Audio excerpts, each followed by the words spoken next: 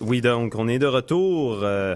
Donc au bout du fil, on est censé, on va voir si ça fonctionne, les relations Montréal-Coudjouac. On est censé avoir Nicolas Falsi-Meng, qui est journaliste indépendant, qui est rédacteur en chef de la coopérative du journalisme indépendant. Nicolas, vous êtes en ligne? Oui, bonjour, en direct de Coudjouac. Ça fait vraiment bizarre d'être en entrevue aux étés généraux pendant qu'il y a une petite neige ici qui tombe.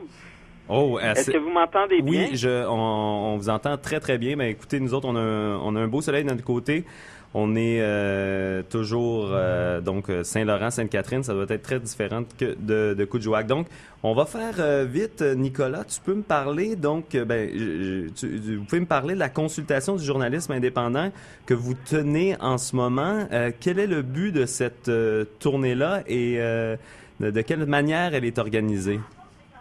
Oui, bien, c'est pas des étés généraux, mais bien des États généraux que l'Association des journalistes indépendants du Québec va tenir le 28 septembre prochain à Montréal. Donc, on aura l'occasion de s'y retrouver en vrai. J'ai bon espoir là-dessus.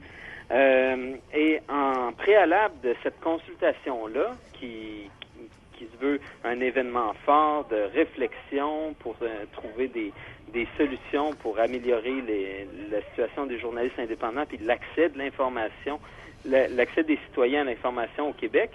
Ben nous, la coopérative de journalisme indépendant, puisqu'on a des correspondants dans plusieurs régions puis qu'on n'arrête pas de se déplacer de toute façon, on a décidé d'offrir à la GIC de faire une tournée préalable, une tournée où on va dans 30 villes au Québec pour consulter les gens sur leur relation à l'information, leur relation avec les médias et surtout la situation des journalistes indépendants qui sont la courroie de transmission par excellence, le chaînon qui tient la chaîne de l'information entre ce qui se passe dans la société et ce que notre citoyen peut en comprendre. Okay. Donc, c'est ça qui nous amène à Coudjouac aujourd'hui, puis à Kangiqsualujjuaq demain. Puis en général, dans la tournée, quels sont les grands enjeux là, qui sont soulevés? Qu'est-ce qui est inquiétant du côté des médias indépendants ou qu'est-ce qui est plutôt rassurant? Là? Est-ce qu'il y a des bons signes? Parce qu'on sait que la situation est toujours délicate pour les médias indépendants.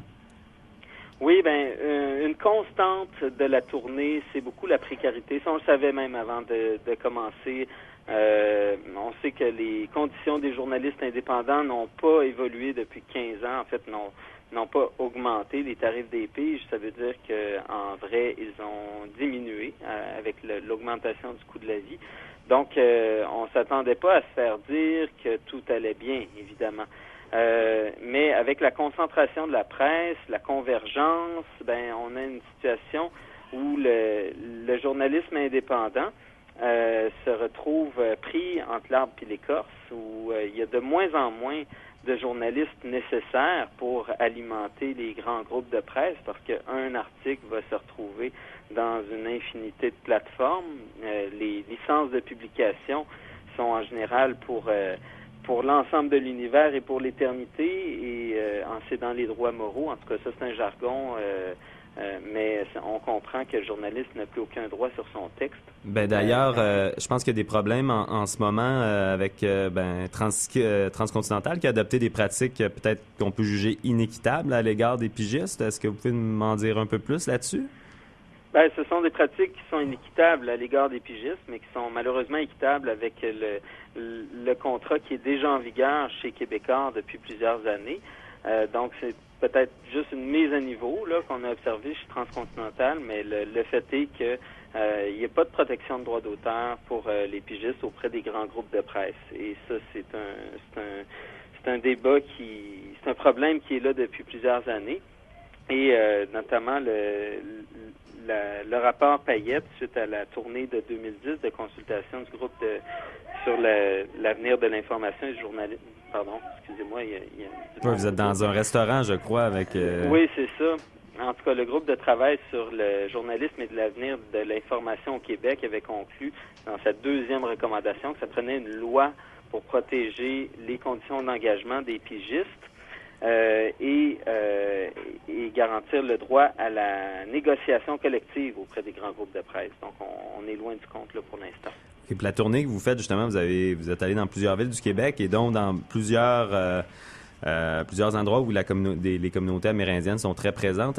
C'est quoi les difficultés par rapport aux médias indépendants dans ces communautés-là, comme vous êtes à Kuujjuaq aujourd'hui? Quels sont les enjeux qui sont soulevés? Ben, ça, c'est peut-être quelque chose qui se révèle beaucoup dans les communautés comme celle-là, parce que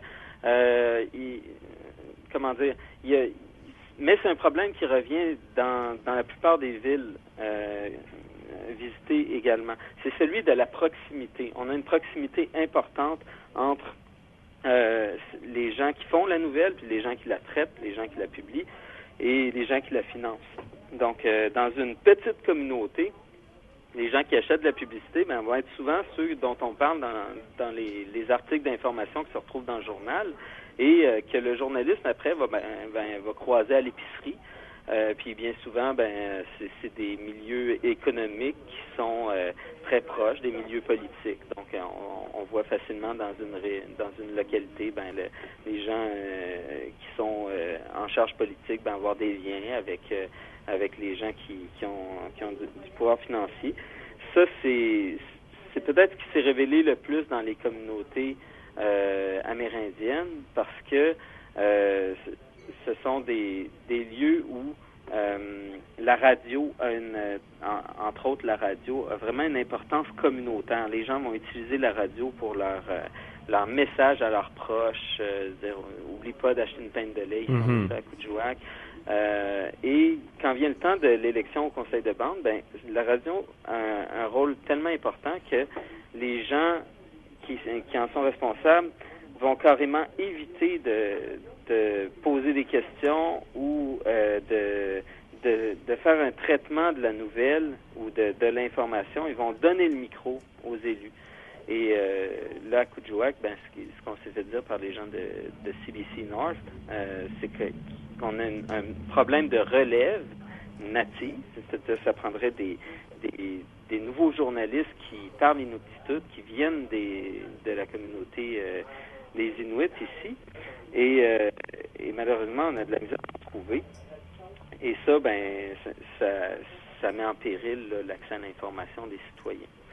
Parce que ça prend une professionnalisation de la profession dans ces communautés-là. Donc, pour terminer, les prochaines étapes de votre tournée, ça se termine où? Ça se termine donc à Montréal le 28 septembre, c'est bien ça?